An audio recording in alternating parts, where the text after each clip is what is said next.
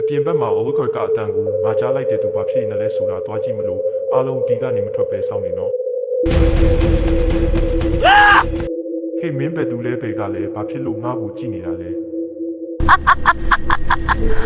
ကျမကရှင်တို့လိုပဲအရင်ကဒီနေရာမှာကောက်တက်ပြီးရောက်နေတာဒီအချိန်ကြီးပဲဒီကနေပြန်မထွက်နိုင်ခဲ့ဘူးခုတော့ကျမဒီကနေရှင်ကြောင့်လွတ်မြောက်တော့မယ်ကျမစီစိုက်စိုက်ညံ့ညံ့ရောက်လာပြီလို့ကျေးဇူးပါရှင်ဟာဘာရီလာပြောနေတာလဲကဲကွာ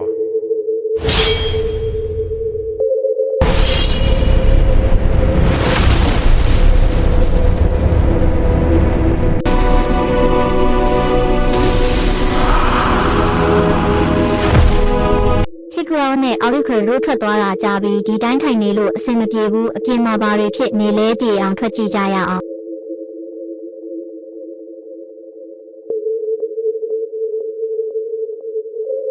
ဟင်းနဲ့တို့ဘသူကိုရှာနေတာလဲ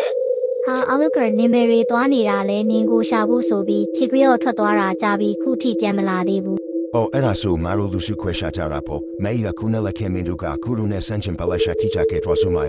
မာယာတီကိုရပ်တာကဆိုရဲမာယာတီဝါကချီမာကဲလန်ဆိုတာမရှိဘူးတီဝါမှာငါတို့ဝင်းရင်တွေဖိမိနေခဲ့ကြရဲနင်တို့ရောက်လာမှာငါတို့ရဲ့သူညာရင်းလူတွေငါခွင့်ရရင်ငါကိုခွလို့ပါမယ်